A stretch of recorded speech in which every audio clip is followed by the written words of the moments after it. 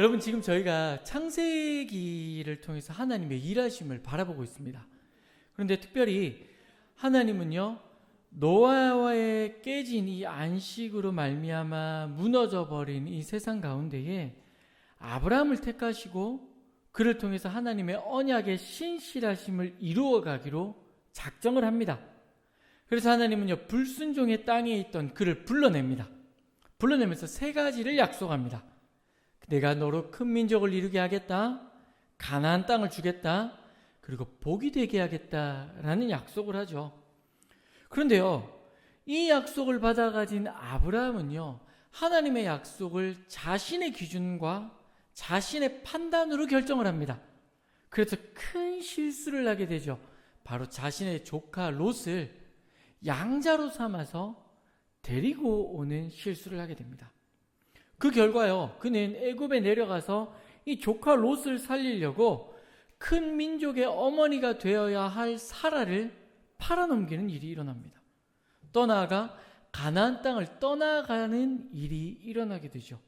큰 민족을 이루겠다, 가나안 땅을 주겠다, 복이 되게 하겠다는 이 세 가지 약속이 아브라함이 자신의 마음대로 생각했던, 롯을 통해서 큰 민족을 이룰 거야 라고 생각했던 그 자신의 착각 때문에 이 세 가지 약속이 전부 다 깨어지는 일이 일어나게 됩니다. 그런데 하나님은요, 그런 그를 다시금 회복시켜 갑니다. 그에게 다시 사라를 그의 품으로 돌려보내주고요, 그리고 그를 가나안 땅으로 다시 복귀시킵니다. 오늘 본문은요, 그를 가나안 땅으로 다시 불러주시는 하나님의 모습을 보여주며 시작합니다. 여러분, 이게 조금 아이러니한 일이긴 한데요, 애굽에서 이 아브라함이 사라를 팔아넘기게 되죠. 근데 팔 때에 뭘 받았습니까? 지참금을 받았습니다. 그죠? 그리고 나서 이 애굽에 하나님이 심판이 임하게 되거든요. 심판이 임해서 하나님께서 아브라함을 통해서 그 심판을 다시 저주를 풀어주게 됩니다. 근데 그때에 또 뭘 받습니까? 또 돈을 받습니다. 왜냐하면 하나님께 잘 보이기 위해서 애굽에 있는 왕이 아브라함에게 재물을 갖다 바치거든요. 그러면 아브라함 입장에서는 어떤 상황이 된 겁니까? 아내를 팔아서 돈을 받고, 아내를 받고 또다시 돈을 받고, 그러니까 이게 잘 되는 사람은 엎어져도 돈을 줍는다는 이야기 있죠. 이런 것처럼 아브라함이요, 애굽에 내려가서 엄청난 부를 축적을 합니다. 그리고 나서요, 가나안 땅으로 다시 올라오게 됩니다. 가나안 땅에 와서 처음 하나님께서 내가 너한테 이 땅을 줄 거야 라고 제단을 쌓았던 그곳으로 다시 도착을 합니다. 그리고 그곳에 거주하게 되는 것이죠. 그런데요, 하나님께서 이곳에 정착하여 살고 있는 아브라함에게 또다시 복을 부어줍니다. 여러분, 오늘 본문 5절 6절을 다 같이 한번 읽어보겠습니다. 오늘 본문 5절 6절입니다. 함께 읽겠습니다. 아브라함의 일행 롯도 양과 소와 장막이 있으므로 그 땅이 그들이 동거하기에 넉넉하지 못하였으니 그는 그들의 소유가 많아서 동거할 수 없음입니다. 여러분, 이게 무슨 말입니까? 여러분, 우리가 하나님께서 창세기 12장에 너로 말미암아 복을 얻을 것이라 말합니다. 네가 저주하는 자에게 저주가 임하고 네가 복을 빌어주는 자에게 복이 되게 하겠다라고 말하거든요. 이 약속이 지금 오늘 이 사건에도 이루어지고 있다는 것이죠. 아브라함이 롯과 함께 가나안 땅으로 들어갑니다. 그런데 하나님은요, 아브라함으로 말미암아 아브라함에게도 복을 주고요, 그의 일행이었던 조카 롯에게도 복을 부어주기 시작을 합니다. 이 복이 얼마나 늘어나기 시작을 했냐면요, 아브라함과 롯의 재물이 늘어나서 더 이상 같이 있을 수 없을 만큼의 복이 늘어나게 된 것이죠. 이제 문제가 생겨납니다. 재물이 불어나고 가축이 늘어나니까 이 가축을 치는 목자들이 서로 다투기 시작을 한 것이죠. 여러분, 지금은요, 어떻게 되어 있습니까? 이렇게 케이스에 우리 짐승들이 들어가면 버튼 한번 딱 누르면 사료가 탁 떨어집니다. 그러면 자기 거 자기가 먹으면 됩니다. 그래도 혓바닥이 조금 긴 동물들은 옆에 있는 사료도 뺏어 먹기도 합니다. 그러나 그 양이 우리가 버튼을 누를 때 떨어지게 됩니다.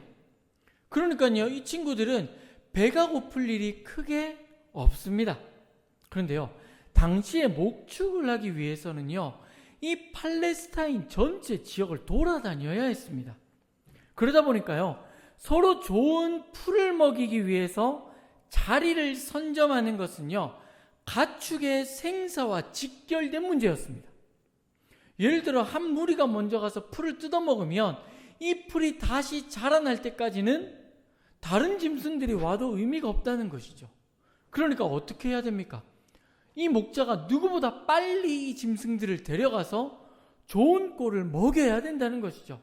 그러다 보니까 아브라함의 목자와 롯의 목자가 지금 이 좋은 꼴을 먹이기 위해서 싸움이 일어났다는 것입니다. 여러분, 제가 몽골에 이제 단기 선교를 한번 간 적이 있습니다. 몽골에 가면 몽골 수도는 지금 우리 도시처럼 너무 좋습니다. 근데 이제 차를 타고 한 2시간 정도 나가게 되면은요, 정말 땅이 끝없이 펼쳐져 있습니다. 그런데 그때에 양을 치는 사람들이 이렇게 지나갈 때가 있거든요. 근데 이 양들이요, 우리가 생각하는 양 10마리, 우리 그 시골에서 염소 키워보신 분들이 있으시죠? 염소 많이 키워도 몇 마리 정도 키웁니까? 한 15마리, 많이 키워도 50마리 키웁니다. 그죠? 그런데요, 이 양 떼는요, 2,000마리, 3,000마리가 움직입니다. 그러니까 양이 한번 도로를 지나가면 말을 타고요, 이 양떼를 지키는, 양떼를 치는 사람들이 한 가족 전체가 이 말을 타면서 이 양떼를 이끌어갑니다. 그 당시에도 비슷하게 풀을 먹였다라고 생각을 해보십시오. 이 수많은 양떼가 몇 천 마리나 되는 양떼가 떼를 나누어서 다니기 시작을 합니다. 그러면 이 양떼가 가는 모든 곳은 풀들이 어떻게 될까요? 전멸합니다. 아무것도 남지 않습니다. 그러면 다음 날 되면 이 풀이 또 자라납니까? 아니라는 것이죠. 풀을 뜯어먹으면 또 먼 곳에 가서 또 뜯어먹고 하게 되면 어떻게 해야 될까요? 싸움이 날 수밖에 없는 상황이 된 것이죠. 그래서요, 아브라함이 롯을 부릅니다. 그리고 롯에게 이렇게 말합니다. 너 이제 우리 그만 나하고 헤어지자라고 말합니다. 그런데 여러분, 이 모습이 조금 독특합니다. 9절을 우리 다 같이 한번 읽어볼까요? 9절을 한번 읽어보겠습니다. 함께 읽겠습니다. 시작. 내 땅이 나를 떠나가라. 네가 좌하면 나는 우하고 내가 우하면 나는 좌하리라. 여러분, 이 제목을 제가요, 설교 요 본문을 가지고 제목을 썼는데 우입니까? 좌입니까? 라고 제목을 잡았습니다. 그리고 제가 이 본문을 쓰면서 혹시나 우리 교인들 중에 정치적인 발언을 할까봐 고민하시는 분들이 있을까봐 이제 제가 이야기를 하지만 저는 설교단에서 정치 이야기를 하지 않습니다. 딱 성경만 이야기합니다. 그래서 그런 고민을 하지 않으셔도 됩니다. 여러분, 오늘 본문을 다시 보시면요, 아브라함이 이렇게 얘기합니다. 야, 한번 들어봐봐. 너 지금 오른쪽으로 네가 택하면 내가 왼쪽으로 갈 거야. 네가 왼쪽을 택하면 나는 오른쪽으로 갈 거야 라고 말합니다. 조금 더 쉽게 풀어볼까요? 아브라함이 목자들에 대한 싸움을 듣고 이 이야기를 듣고 롯을 부릅니다. 아마도 가나안 땅 전역이 보여지는 언덕으로 올라갔을 것 같습니다. 그러니까 이제 가나안 땅도 보이고 소돔과 고모라 땅도 보였겠죠. 그곳에 불러가지고요, 롯을 딱 세워놓고 이렇게 말합니다. 야, 이쪽을 택할래? 이쪽을 택할래?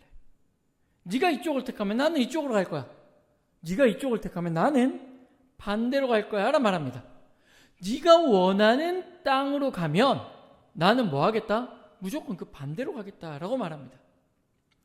그때의 롯이요, 이때다 싶다라고 고민하기 시작합니다. 이왕 고른다면 어떤 땅 가고 싶습니까, 여러분? 좋은 땅 가고 싶겠죠.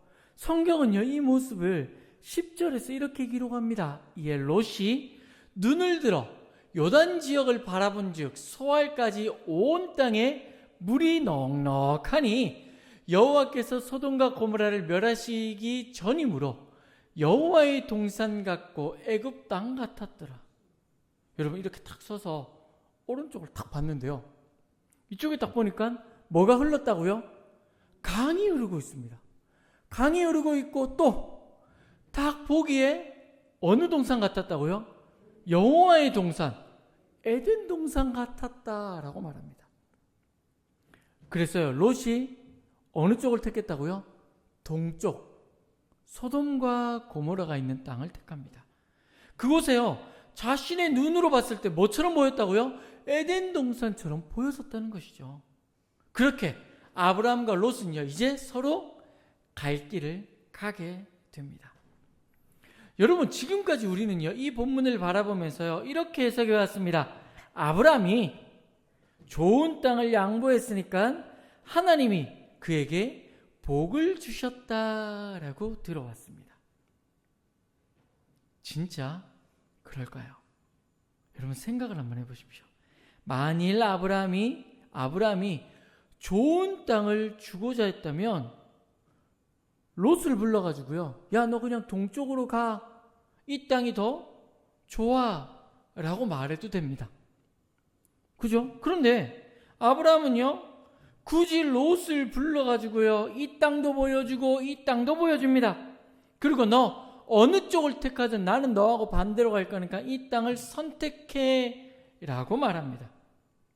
정말 좋은 땅을 이 조카 롯에게 양보하기 위해서 이 행동을 한 것일까요? 아닙니다, 여러분. 오늘 본문을요, 차근차근 한번 살펴보아야 합니다. 성경은요, 오늘 이 사건이 있기 전에 하나님이 이들에게 복을 부어주고 있다는 것을 보여줍니다. 먼저 아브라함과 사라를 가나안 땅으로 부릅니다. 애굽에서 받아온 재물은 가나안 땅에서 더 불어납니다. 복이 되게 하겠다라는 하나님의 언약을 지금 하나님이 아브라함을 통해서 이루어가고 있는 것이죠. 그런데 문제가 생깁니다. 아브라함이 양자로 삼을 롯과 트러블이 생겨나기 시작합니다. 아브라함 입장에서 보면은요, 자신은 이 롯에게 자신의 전부를 넘겨줄 생각을 가지고 그를 하란에서 데리고 나왔습니다. 자신의 양자로 삼은 것이죠. 그런데 그에게 언약을 이야기하고 언약에 대한 이야기를 하며 하나님께서 자신에게 준 그 약속들을 조카 롯에게 분명히 이야기를 했을 겁니다. 그런데 자신의 언약을 이어가기는커녕 자신의 재산을 가지고 있는 이 아브라함과 조카 롯이 서로 이 재산을 구분하기 시작을 했다는 것입니다. 분명히 나를 통해서 큰 민족을 이뤄나가고 롯을 통해서 큰 민족을 이뤄갈 거라면 아브라함이 가지고 있는 이 모든 것들은 원래 누구의 것이 되어야 됩니까? 조카 롯의 것이 되어야 합니다. 그런데 조카 롯은요, 아브라함의 재산과 자신의 재산을 구별합니다. 이거는 삼촌 거고요, 이거는 내 겁니다 라고 말하기 시작합니다. 자신의 유익을 위한 삶을 자기 스스로가 살아가기 시작했다는 것이죠. 여러분, 이 모습을 바라보는 아브라함은 고민합니다. 무엇을 고민했을까요? 롯이 진짜 하나님이 택한 백성이냐, 큰 민족을 이루기 위해서 택한 사람이 맞는가 맞지 않는가를 고민하기 시작을 했다는 것이죠. 그런데요, 결정적인 사건이 일어납니다. 아브라함의 목자와 롯의 목자가 다투기 시작을 했다는 것이죠. 그래서요, 아브라함은요, 그가 진짜 하나님께서 택한 사람인지 확인하고 싶어 했습니다. 그래서 그를 데리고 간 것이 어디냐면 가나안 땅 전역이 보이는 곳으로 그를 데리고 올라갑니다. 여러분 생각을 한번 해보십시오. 아브라함은요, 롯을 지키기 위해서 자신의 아내를 조차 이 애굽 왕에게 팔았던 사람입니다. 그런 그가 가나안 땅에 대한 약속과 큰 민족에 대한 약속을 자신의 조카인 롯에게 이야기하지 않았을까요? 아닙니다. 입이 닳도록 이야기했을 겁니다. 네가 그 주인공이야. 하나님께서 나에게 약속하신 이 약속을 너를 통해서 이끌어갈 거야 라는 이야기를 분명히 했을 겁니다. 그 언약을 이야기하고 롯을 양자로 삼았겠죠. 만일 롯이 하나님께서 택한 사람이라면 그는요, 무엇을 택해야 했을까요? 가나안 땅과 좋아 보이는 소돔과 고모라 땅 중에 그는 가나안 땅을 선택해야 했습니다. 왜냐면요, 하나님께서 가나안 땅을 아브라함과 그의 후손에게 주신다라고 약속했기 때문입니다. 그런데요, 롯은요, 하나님의 약속의 땅인 가나안 땅이 아니라 자신의 눈에 아름답고 멋진 땅을 선택합니다. 무엇을 이야기하는 것일까요?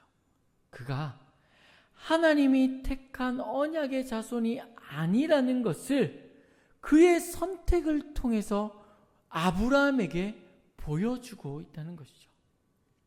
여러분, 롯은요, 자신이 선택한 것이 무엇인지 알고 있었습니다. 아브라함의 의도를 몰랐을까요? 그는 아브라함의 의도 또한 알고 있었다라고 생각합니다.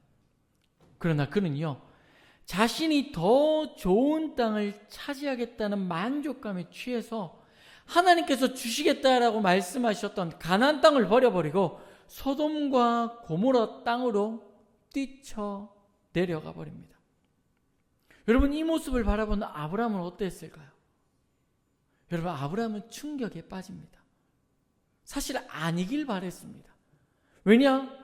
자신의 목숨을 걸고 이 아이를 위해서 자신의 아내조차 내어놓았기 때문입니다. 그가 가나안 땅을 선택했었다면 자신은요, 자신이 가지고 있는 전부를 정말 그에게 줄 수도 있었을 겁니다. 그러나 언약을 버려버리고 떠나는 롯의 모습을 보며 그는요, 허탈함과 죄책감에 빠집니다. 아무것도 할 수 없는 것처럼 느껴지는 것이죠. 더 이상 하나님의 언약을 자신이 이어갈 수 없을 거라는 생각이 그를 가로막습니다. 하지만요, 그런 그에게 하나님이 찾아옵니다.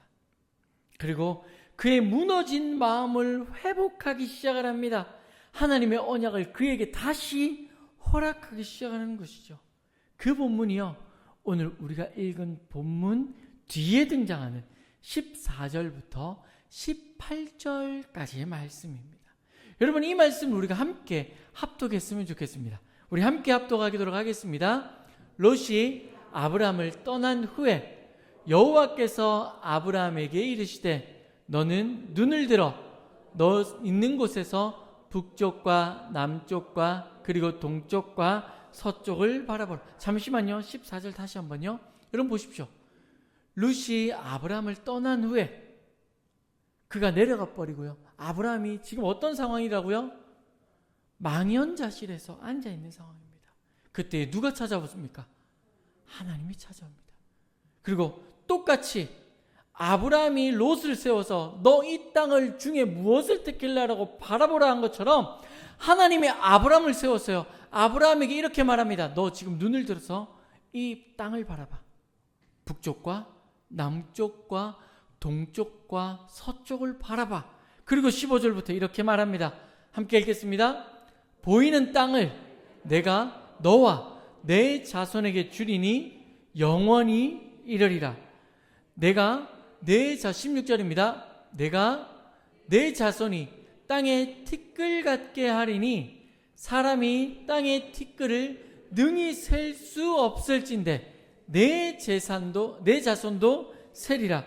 17절요. 너는 일어나 그 땅을 종과 횡으로 두루 다녀보라. 내가 그것을 내게 주리라. 마지막으로 18절요. 이에 아브라함이 장막을 옮겨 헤브론에 있는 마므레 상수리 숲에 이르러 거주하며 거기서 여호와를 위하여 제단을 쌓았다. 여러분, 하나님은요, 망연의 모든 것이 무너져 버린 것처럼 느껴지는 아브라함에게 찾아와서 동서남북 땅을 바라보며 네 눈에 보이는 모든 땅을 너와 내 자손에게 줄 거야 라고 약속합니다. 더 나아가 네 자손이 티끌처럼 많아지겠다라고 약속합니다. 지금 자신은요, 롯을 보내면서 자신의 모든 것이 무너진 것처럼 느껴집니다. 그런 그에게 하나님이 찾아와서 다시 약속을 하고 있는 것이죠. 내가 너로 큰 민족을 이루게 하겠다. 가나안 땅을 주겠다. 복이 되게 하겠다라고 약속하고 있는 것입니다. 사랑하는 성도 여러분, 이제 우리는요, 이 두 사람의 결과를 너무나 잘 알고 있습니다. 에덴처럼 보였던 소돔과 고모라 땅을 택한 롯은요, 결국 심판의 날을 맞이하게 됩니다. 그러나 아무것도 없이 황폐하게 보였던 가나안 땅에 남아있었던 아브라함은요, 큰 민족을 이루고 가나안 땅 전체를 차지하게 됩니다. 같은 곳에 서 있습니다. 그러나 각자의 선택으로 말미암아 전혀 다른 종착지에 서게 됩니다. 성경은요, 이 선택이 지금 우리 앞에도 놓여져 있다라고 말합니다. 왜냐하면요, 우리는 주일 말씀을 통해서 하나님의 약속의 말씀을 늘 듣기 때문입니다. 그런데 여러분, 삶이 어려울 때는요, 하나님을 붙듭니다. 기도하는 일을 쉬지 않습니다. 그런데 아이러니하게 하나님이 복을 더해 주시고 삶이 나아지면 나아질수록 우리는요, 하나님을 붙드는 것이 아니라 나도 모르게 스스로가 만든 선택의 기로 앞에 서게 됩니다. 세상 사람들은요, 저 멀리서 우리에게 오라라고 말하지 않습니다. 단지 달콤한 삶을 보여줍니다. 화려한 삶의 이야기를 들려줍니다. 야, 왜 그렇게 살아? 나는 이렇게 재밌게 살고 있어 라는 것을 이야기하기 뿐이죠. 그런데 말씀은요, 반대로 이쪽에서 말씀이 이렇게 말합니다. 야, 거기 아니야. 너 그쪽 말고 머리를 돌려서 이쪽을 쳐다봐야 돼. 황무지를 보라 말합니다. 아무것도 없는 그 땅을 바라보라 말합니다. 손해보라 말합니다. 조금 불편해도 기다리라 말합니다. 여러분, 이런 선택 앞에서 믿음이 좋은 사람이든 믿음이 그렇지 않은 사람이든 모든 사람은 흔들립니다. 여러분, 당연히 흔들립니다. 믿음이 좋은 사람이라고 그 상황 가운데 흔들리지 않는다? 아닙니다. 다 흔들립니다. 목사인 저도 흔들릴까요? 안 흔들릴까요? 흔들립니다. 그러나 흔들리는 것과 선택은 다릅니다. 흔들려서 우리가 세상을 선택하는 순간 우리는 언약과 멀어지게 됩니다. 하나님의 말씀과 동떨어진 삶을 살아갑니다. 점점점 하나님과 상관없는 삶을 살아갈 수밖에 없다는 것이죠. 몸이 편해지고 세상이 익숙해집니다. 하지만 시간이 갈수록요, 빛과 소금으로 구별되어야 할 삶이 힘을 잃어버립니다. 그리스도와 상관없는 삶을 살아갑니다. 내 눈앞에 보이는 세상 사람들을 닮아 그냥 하루하루를 살아가는 것이죠. 그런데 여러분, 흔들려도 하나님의 말씀을 선택한다면 우리의 이야기는 달라집니다. 손해봅니다, 여러분. 성경은 우리한테 손해보지 않는다 말하지 않습니다. 손해봅니다. 아브라함처럼 마음이 무너지기도 합니다. 삶의 소망이 무너지기도 합니다. 그러나 성경을 잘 보십시오. 눈에 보이는 것이 달라지지는 않지만, 아브라함의 상황이 변화되어지지는 않지만 누가 찾아옵니까? 하나님이 찾아와서 동행해 줍니다. 하나님의 말씀으로 그의 삶을 다시 회복시키고 하나님의 시선으로 하나님의 일하심을 바라보게 합니다. 비록 당장 모든 것이 변하지 않는 것처럼 느껴지지만 그럼에도 불구하고 끝내 그 모든 것을 이루실 하나님의 일하심을 바라보게 한다는 것이죠. 소망을 주는 것입니다. 그렇기 때문에요, 우리는 이 소망을 붙잡고 세상과 전혀 다른 삶을 살아가지만 세상이 줄 수 없는 평안함을 누릴 수 있습니다. 세상과 다른 자리에 서 있지만 세상에 빛을 비추어 줄 수 있는 것이죠. 세상 사람들이 구별된 나를 통해서 빛과 소금 되는 예수 그리스도를 바라보게 되는 것입니다. 여러분, 우리 젊었을 때, 여러분들이 신앙생활이 가장 좋았을 때를 한번 떠올려 보십시오. 그때 여러분 이런 이야기를 한번 들어보셨을 겁니다. 집사님, 권사님, 어떻게 이런 상황에서도 이렇게 차분할 수가 있습니까? 권사님 화 안 나세요? 집사님 화 안 나세요? 답답하지 않으세요? 이런 이야기 한번 들어보신 적 있으시죠? 또 한 번요. 집사님, 권사님, 제가 집사님, 권사님을 가까이서 한번 보니까요, 왠지 다른 사람과 뭔가 다른 것 같아요. 제 주변에 있는 친구들과 집사님은 무엇인가 다른 것 같아요. 또 이런 이야기를 들어봅니다. 집사님, 권사님, 교회 가면 뭐 해요? 여러분, 우리가 살면서 한 번은 들어보았을 법한 질문이죠. 여러분, 이 질문을 받을 때에 여러분의 삶은 어떠했습니까? 그때 여러분의 신앙을 한번 떠올려 보십시오. 삶이 가장 힘들었을 때입니다. 여러분의 삶이 가장 무너지고자 했을 때입니다. 그런데요, 세상은요, 그때에 여러분에게 이렇게 질문합니다. 무엇인가 다르다. 어떻게 이렇게 행동할 수 있습니까? 교회 가면 무엇을 하나요? 여러분, 이 질문이 무엇인지 아십니까? 여러분이 세상 사람들한테 빛과 소금으로 구별되어지고 있다는 증거입니다. 삶에서 가장 힘들 때, 하나님만 붙잡을 때, 모든 것이 무너졌다라고 느낄 때, 세상은요, 우리를 통해서 구별되어진 하나님의 일하심을 봅니다. 이것이 우리가 말씀을 선택해야 되는 이유입니다. 여러분, 그런데요, 우리가 이 이야기를 들으면요, 이런 생각이 듭니다. 그러면 우리는 늘 지질이 궁상으로 살아야 되나? 아닙니다, 여러분. 아닙니다. 하나님께서 아브라함에게 복을 부어주시죠. 절대로 못 살라라는 이야기가 아닙니다. 여러분의 것을 나누어 줄 수 있다면 하나님의 복이 충만해야 됩니다. 그것을 위해서라도 기도하십시오. 그러나 하나님이 아브라함에게 복을 주신 그 이유를 우리는 기억해야 된다는 것이죠. 우리가 복을 받든지 복을 받지 않든지 우리가 서 있는 그 자리에서 무엇인가를 선택해야 된다면 우리는 말씀을 선택해야 된다는 것입니다. 잘 사는 것이 말씀을 선택해서 잘 사는 것이라면 선택하셔야 됩니다. 당연합니다.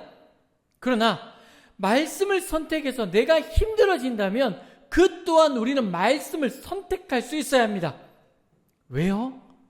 오늘 본문은 그 선택 가운데에 하나님의 일하심이 있기 때문이다 말합니다.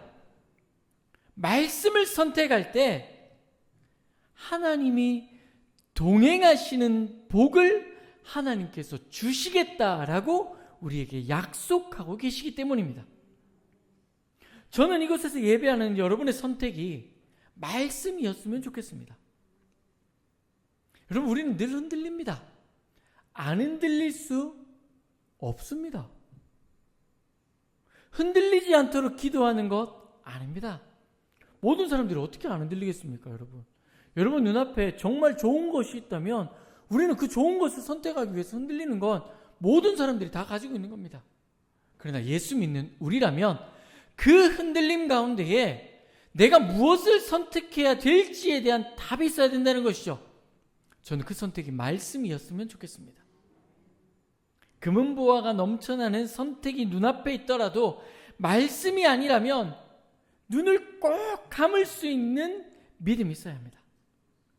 당장 우리가 보기에, 세상이 보기에 가장 완벽한 상황이라도 여러분, 천지를 창조하신 하나님의 동행하심보다 더 큰 복은 없습니다.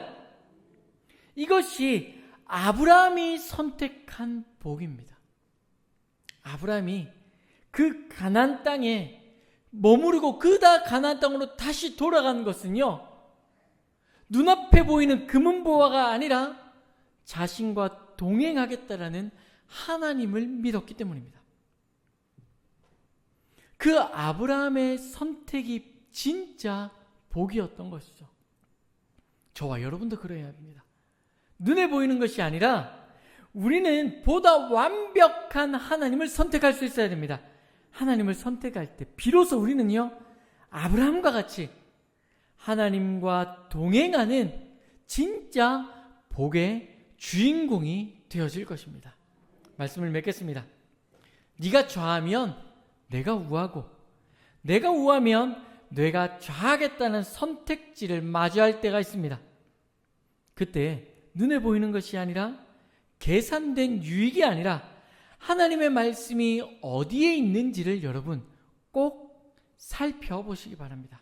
그리고 눈 한번 질끈 감고 하나님의 말씀을 선택하십시오. 여러분이 하나님을 믿고 말씀을 선택한 그 선택을 하나님께서는요, 반드시 책임지시고 채우시고 넘쳐나게 할 겁니다. 그리고 여러분을 아브라함과 같이 복의 시작이 되게 하실 것입니다. 그 은혜의 주인공이 이곳에서 예배드리는 저와 여러분이길 주님의 이름으로 축복합니다.